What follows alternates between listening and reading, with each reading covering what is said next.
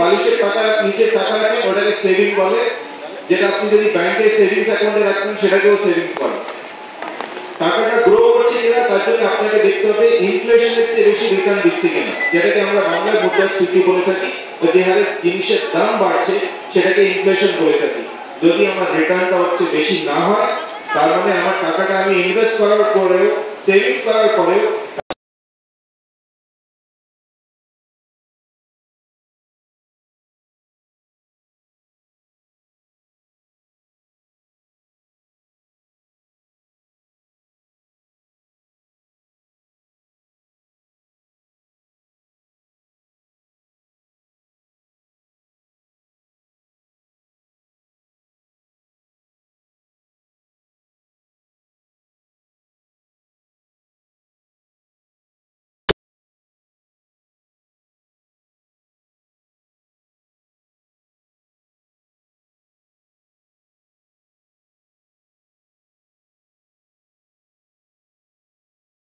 ওরা কিভাবে আপনার সার্ভিসিং করছে, ওদের ট্র্যাক রেকর্ড কি, যতক্ষণ না এগুলো বুঝে না নিচ্ছেন হট করে চট করে সব বিক্রি করে লাগাবেন না।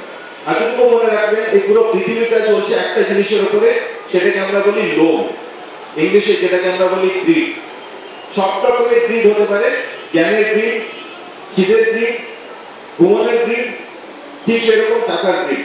যদি টাকার গ্রিড না থাকতো তাহলেও কিন্তু অসুবিধা হতো।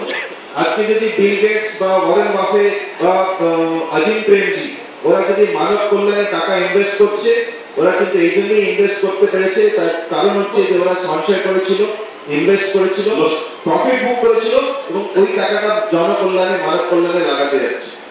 আমার বন্ধুরা বস 2 মিনিট 3 মিনিট টাইম আছে, যেহেতু সময় অভাবে আমি আপনাদের শুধু এইটুকু বলবো, বিশেষ করে বাচ্চারা আপনারা ইন্টারনেট স্যাভি, ইন্টারনেটে মিউচুয়াল ফান্ডস গুগল করে আপনারা দেখবেন, যতটা সম্ভব শেখার চেষ্টা করবেন। তাহলে কি হবে, আমাদের মতন বয়সে যারা এসে নতুন করে শিখছে অ্যাটলিস্ট আপনাদের ওই ঝুঁকিটা নিতে হবে।